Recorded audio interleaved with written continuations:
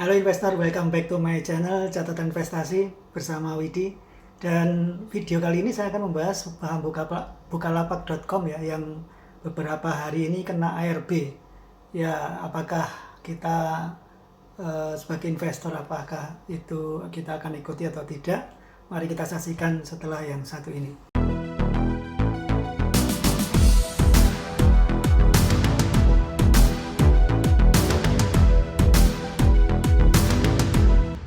Nah teman-teman, saya ambil judul ini ya, jadi saham buka longsor, layak buka atau tutup.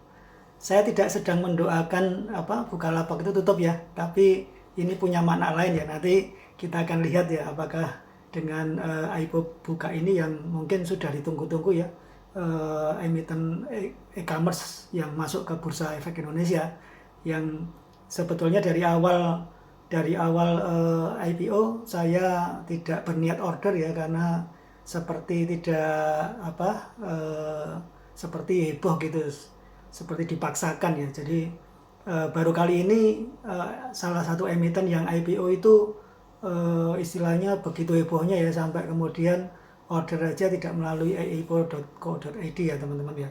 Dan ini akan menjadi satu tema yang menarik, yaitu saham buka itu longsor, apakah layak buka atau tutup. Ini merupakan episode video catatan investasi ke-37 teman-teman. Nah pertama-tama disclaimer on teman-teman, jadi ini perlu saya sampaikan ya. Jadi teman-teman udah tahu lah, sudah paham bahwa kalau kita investasi, jadi investor di pasar modal, maka kita harus punya basic ya, punya ilmu yang memadai sehingga kita tidak kejeblos di saham-saham yang memang tidak layak investasi teman-teman. Nah ini berita yang saya ambil ya dari financedetik.com teman-teman. Beritanya belum lama ini, tanggal 12 Agustus ya, dengan headline yaitu saham Bukalapak anjlok sampai mentok lagi, tinggalkan level 1000. Nah pasti banyak trader dan investor yang order saham ini punya harapan, sejuta harapan ya, bahwa nanti seminggu pertama sahamnya naik terus, stabil naik, dan kedepannya masih bisa diakumulasi teman-teman. Tapi rupanya sesuai dugaan saya teman-teman, bahwa saham kalau sudah dipaksakan seperti ini akan tidak bagus. Kan kita lihat ya, dia hanya bertahan arah 2 hari, kemudian 3 hari berturut-turut kena ARB ya teman-teman. Bahkan ini sudah meninggalkan level 1000 dengan waktu itu harga IPO-nya yaitu 850 teman-teman. Nah ini kita lihat price movement teman-teman, karena ini baru IPO ya, baru 1 mingguan kurang lebih. Jadi kita hanya bisa lihat di lebih jelas di time frame 1 jam ya, grafik time frame 1 jam. Kita lihat di sini, ini kelihatan sekali ya, masih 2 hari pertama itu volumenya naik ya. Ini candle seperti seperti doji ya ini ya. Kemudian di hari berikutnya volumenya tinggi sekali, dan ini panic sell teman-teman ya. Atau dengan kata lain ini taking profit ya, bagi investor-investor yang memang sudah merasa cuannya cukup, dia dijual ya. Kemudian di hari kedua, masih hari ketiga dan seterusnya masih ada pembelian ya, tipis-tipis. Kemudian ini sempat tinggi ya pembeliannya. Kemudian di hari berikutnya ini ARB berturut-turut teman-teman. Nah mari kita lihat history price-nya ya. Saya ambil data dari investing.com. Kalau kita lihat di sini, saham Bukalapak dari awal sampai dengan tanggal 13 itu turun sebesar 9,91% teman-teman, dan sempat di harga tertinggi pernah menyentuh 1325, dan harga terendah ya, harga terendah ini di 910 teman-teman. Dan ini merah semua ya, ini kena auto reject bawah 2 kali, kemudian di tanggal 13 kemarin hanya turun tipis ya, 1,04% teman-teman. Nah ini kelihatan sekali teman-teman bahwa saham yang bombastis seperti ini, kita lihat memang spekulatif sekali ya teman-teman ya. Nah kenapa saya katakan spekulatif? Karena kembali lagi, kalau kita kita pakai analisa fundamental, maka memang saham seperti ini itu terlihat nanti harganya tidak akan stabil ya di minggu pertama dan minggu seterusnya. Nah ini menarik sekali, semakin seru teman-teman, karena apakah nanti kemudian bisa turun di bawah harga IPO-nya ya. Tidak ada yang bisa memastikan ya, bahkan saya pun pribadi tidak bisa memastikan bahwa harganya akan turun sampai serendah itu ya teman-teman ya. Tetapi kita lihat saja, karena market itu dinamis, sehingga kita perlu terus pantau ya Cuman sekilas dari pendapat saya pribadi memang nanti akan kita buka data fundamentalnya seperti apa, terutama adalah kita lihat dari top line dan bottom line-nya teman-teman. Nah ini secara broker summary ya, secara bandarmologi di hari pertama dan hari kedua saya tampilkan, di mana di hari pertama sekalipun kena arah ya, bahkan sudah ada yang menjual teman-teman ya. Ini sekuritas terbesar yang menjual adalah DP dan CS, kemudian di hari kedua CG dan MG teman-teman. Lalu yang beli ini terjadi peningkatan luar biasa ya. Yang beli pertama yang ranking teratas adalah Kaset, kemudian yang hari kedua ranking teratasnya adalah YP. Dan ini kelihatan sekali total lotnya luar biasa ya peningkatannya. Di hari pertama listing tanggal 6 Agustus teman-teman, yaitu di 5 juta sekian lot ya. Di hari kedua meningkat 35 juta sekian lot teman-teman. Ini satu peningkatan aktivitas perdagangan yang luar biasa. Seingat saya pada saat itu sempat beberapa sekuritas itu mengalami error ya teman-teman ya, karena peningkatan aktivitas yang luar biasa. Nah, lalu untuk membedah laporan keuangan khususnya adalah laporan rugi laba yang kita lihat di prospektus, saya memakai pendekatan yaitu untuk kuartal satunya, karena di prospektus biasanya kalau IPO memang data 3 tahun ya teman-teman. Lalu data berikutnya yaitu kuartal 1 atau kuartal 2 sesuai dengan periode listingnya ya. Dan Bukalapak ini periode pertama yaitu kuartal 1 2021 saya memakai pendekatan yaitu TTM ya, atau formula 12 trailing 12 month ya, atau periode 12 bulan berjalan, supaya proyeksinya atau menyetahunkannya itu tidak bias ya teman-teman. Sekalipun banyak faktor ya yang mempengaruhi proyeksi itu ya teman-teman, perhitungan proyeksi, namun pendekatan ini cukup masuk akal teman-teman, karena dengan pendekatan ini angka menyetahunkan itu tidak berbeda jauh dengan tahun-tahun sebelumnya. Jadi formulanya yaitu simple, kuartal 1 2021 ditambah angka full year 2020 kemudian dikurangi kuartal 1 2020. Jadi data 2 tahun ini bisa kita pakai untuk proyeksi tahun 2021-nya penjualannya kan seperti apa. Nah, ini kinerja top line teman-teman. Jadi saya lebih suka memakai kata sales ya, sales growth. Sepertinya ini sama dengan net income growth ya teman-teman ya. Nah, ini data dalam jutaan ya teman-teman, dan di tahun 2021-nya pakai formula tadi teman-teman ya. Dan di sini saya lihat ada 2 kesimpulan teman-teman. Yang pertama, kita lihat pertumbuhan selama 4 tahun ya, dari tahun 2018, kemudian 2019, 2020 dan 2021. Di mana 2018 ke 2019 ini terjadi lonjakan yang luar biasa teman-teman. Penjualan Bukalapak itu melonjak ya dari 291 miliar ke 1 triliun 76 miliar teman-teman. Ini satu angka yang fantastis. Saya tidak melihat ini penaikannya seperti apa ya, karena saya tidak melihat detail lagi ke laporan laba ruginya, tapi saya ingin melihat aja angka besarannya teman-teman. Lalu di tahun 2020 ada peningkatan sekitar 300 miliar, kemudian dengan proyeksi tahun 2021 dengan rumus tadi itu penjualan 2021 diproyeksikan 1,4 triliun teman-teman ya. Dan kalau kita lihat pertumbuhan pendapatan selama 4 tahun ini melonjak signifikan ya. Kalau kita pakai CAGR ya, itu pertumbuhannya yaitu pertumbuhan annualnya ya, per tahunnya yaitu 49,49% teman-teman. Angka yang cantik ya teman-teman. Nah, ini cukup oke lah teman-teman ya dari lonjakan 4 tahun ini ya teman-teman. Tapi kalau kita lihat net income-nya 2021 ya, 2021 ini dibanding tahun sebelumnya year on year itu naiknya 8% ya. 8% ya, cukup oke lah teman-teman. Ini kita baru lihat kinerja top line ya teman-teman. Lalu perhatikan lagi di kinerja bottom line ya teman-teman, yaitu laba rugi tahun berjalan ya teman-teman ya. Kita lihat di sini selama 4 tahun berturut-turut itu mengalami kerugian teman-teman. Nah, ini yang perlu kita highlight ya sebagai investor kita yang memakai tools analisa fundamental ya. Ini perlu kita perhatikan bahwa perusahaan seperti ini itu sebetulnya kondisinya kurang bagus ya teman-teman ya. Ya mungkin karena ini e-commerce yang kita tidak tahu ya di tahun-tahun sebelumnya, karena tidak disajikan. Kita juga tidak tahu sebelum dia sebelum tahun 2021 ini seperti apa ya, karena Bukalapak pastinya sudah berdiri cukup lama ya, bukan hanya tahun 2018 ini saja. Tentunya kalau kemudian tidak pernah membukukan laba, maka itu menjadi pertanyaan besar teman-teman. Nah, coba perhatikan yang berikutnya ya. Saya soroti di sini adalah ekuitas Bukalapak teman-teman. Perhatikan di akun modal saham ini ya, biasanya di akun modal ini di bawahnya ada saldo laba teman-teman.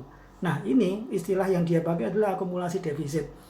Sebetulnya kalau kita mau investasi di satu perusahaan, maka kita mengharapkan yaitu pemupukan kekayaan ya. Pemupukan kekayaan investor itu adalah dari akumulasi saldo laba teman-teman. Nah, kita lihat di sini selama 4 periode ini ya teman-teman ya, akumulasi labanya itu minus semua teman-teman ya, defisit alias defisit ya. Nah, kalau kita tidak teliti membaca prospektus, maka kita mengabaikan angka ini, maka menjadi masalah ya teman-teman ya. Karena hari ketiga terlihat sekali harganya turun drastis ya. Walaupun memang masih cuan ya teman-teman. Kalau teman-teman belum jual, maka itu masih cuan. Tapi kita lihat secara jangka panjangnya. Ini kan baru jalan beberapa hari atau belum ada 2 minggu ya teman-teman ya. Nah, ini satu hal yang menarik ya. Lalu berikutnya pertanyaannya adalah apakah perusahaan buka ini adalah sehat teman-teman. Makanya tadi saya ngomong layak buka atau tutup ya teman-teman ya. Nah, di sini kita lihat ya, laporan laba ruginya yang disajikan di prospektus itu terlihat bahwa total COGS atau beban pokok pendapatan dan cost operasional itu adalah beban penjualan, pemasaran, beban umum administrasi, di total semua ya teman-teman, termasuk beban lainnya ya, ditambah beban keuangan ya, ini masih juga ada beban rugi dari entitas asosiasi. Kalau kita jumlahkan COGS dan cost operasional, COGS itu adalah cost of goods sold atau sama dengan beban pokok pendapatan, itu mencapai 3,1 triliun teman-teman. Nah, apakah worth it teman-teman? Biayanya sekian, penjualan cuma 1,3 triliun ya. Bahkan ini lonjakan ini juga aneh. Nah, menurut saya pribadi ini format laporan keuangan yang agak aneh ya, seperti seolah-olah menyembunyikan ya. Biasanya format laporan laba rugi yang umumnya kalau kita bandingkan umumnya ya, saya bilang umumnya, biasanya ada komponen laba kotor. Jadi pendapatan itu dikurangi beban pokok penjualan, itu di bawahnya adalah laba kotor. Tapi ini tidak ada, langsung dia total semua biayanya, kemudian langsung ke rugi usaha. Ini biasanya laba usaha atau earning before interest and tax ya teman-teman, EBIT ya. Nah, ini karena rugi dia langsung ya. Tidak terlihat sekali ini. Ini kalau tidak teliti, maka kita mengira bahwa ini perusahaan yang bagus ya. Dan ini format yang aneh menurut saya.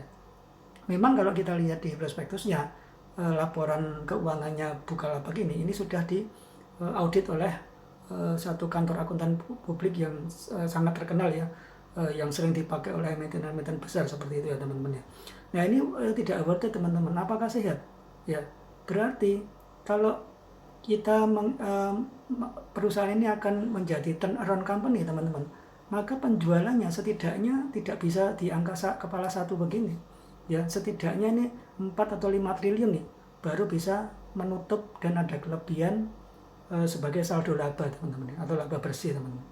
Nah, mungkin enggak teman-teman, jadi kenaikan 5 kali lipat loh, 5 triliun itu kenaikan 5 kali lipat dari sekarang.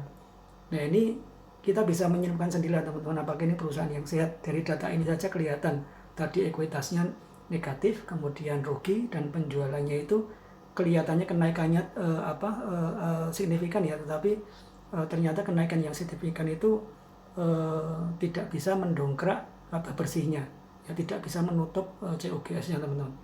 Nah, memang kalau kita lihat di sini pemasarannya tinggi juga ya, beban pemasaran ya.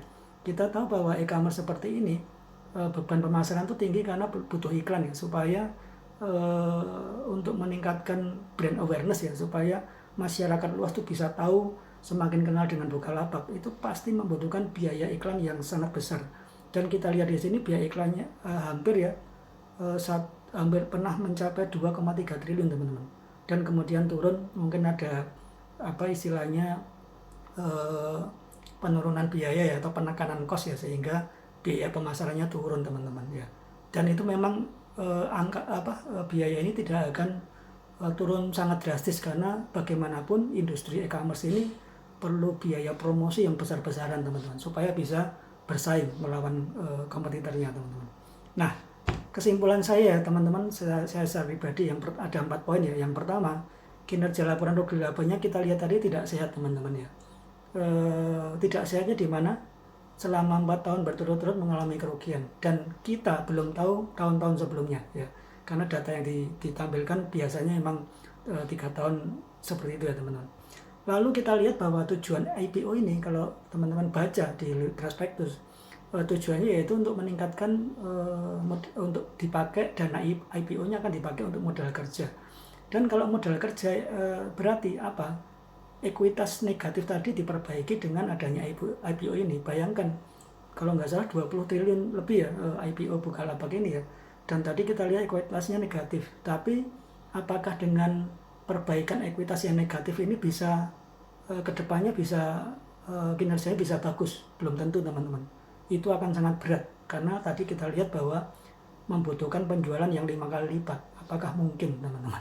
Ya, itu pertanyaan yang harus dijawab oleh manajemen Bukalapak ya. Lalu poin ketiga, kalau teman-teman pakai formula untuk menilai perusahaan, apakah perusahaan yang sehat, abu-abu, atau potensi kebangkrutan, itu teman-teman nanti bisa googling ya. Itu saya lihat Buka ini termasuk perusahaan yang distress ya teman-teman. Distress itu ya istilahnya yang paling rendah, dan itu potensi untuk problem kedepannya. Walaupun tidak langsung, tetapi membutuhkan beberapa tahun kemudian teman-teman. Tentu ini sangat risky sekali teman-teman kalau kita investasi di saham ini teman-teman. Lalu yang keempat adalah kita juga perhatikan bahwa kompetisi e-commerce itu sangat tinggi sekali. Nah, pertanyaan berikutnya, mampukah Buka ini melipat gandakan revenue tadi menjadi 5 kali lipat teman-teman? Itu minimal ya, kalau 4 kali lipat mungkin tipis ya. Tapi biasanya kenaikan penjualan akan dibarengi dengan kenaikan COGS ya. Jadi makanya tadi saya nggak pakai angka 4, 5 pun mungkin masih bisa tipis, tapi setidaknya sudah mulai ada tanda-tanda perbaikan kinerja atau tanda-tanda perusahaan yang sehat ya. Dan bisakah menguasai kompetisi market yang demikian ketat ya di e-commerce? Kita tahu bahwa Bukalapak ini ranking ketiga ya. Ranking pertamanya yaitu Shopee, dan ranking keduanya yaitu Tokopedia. Apakah Bukalapak ini bisa menyaingi raksasa-raksasa e-commerce ini, Shopee dan Tokopedia? Kebetulan Shopee belum IPO ya, dan Tokopedia akan IPO setelah Bukalapak. Kita berharap bahwa IPO GoTo nanti tidak seheboh Bukalapak ini ya, sampai kemudian harus di-push dengan istilahnya promosi yang luar biasa dari berbagai sekuritas teman-teman. Menurut saya ini sesuatu yang menarik, kita tunggu saja ya. Jadi saya pribadi dari catatan investasi, saya nggak akan investasi di perusahaan-perusahaan model kayak gini ya. Ya, apakah bisa cuan? Ya bisa. Kalau teman-teman preferensinya adalah trading ya bisa. Tapi ingat bahwa trading itu juga high risk high gain ya teman-teman ya. Jadi teman-teman harus punya strategi tertentu sehingga bisa mengambil cuan dari saham ini. Tetapi untuk horizon investasi ya yang sifatnya jangka panjang, menurut saya agak berat teman-teman. Bukan berarti tidak bisa. Kembali lagi, kalau manajemen bisa membalik kinerjanya menjadi kinerja yang luar biasa, terutama adalah top line-nya, maka saya yakin mungkin ceritanya akan berbeda teman-teman. Ya, mari kita akan pantau saham ini ya teman-teman. Pastikan sebelum teman-teman subscribe channel ini ya. Bagi teman-teman yang baru ketemu, subscribe channel ini, tekan notifikasi lonceng, dan bagikan ke semua orang ya, sehingga banyak yang bisa belajar dari channel ini teman-teman. Oke, sekian dulu teman-teman pemaparan saya tentang saham Buka ini. See you the next video. Salam cuan selalu, salam investasi.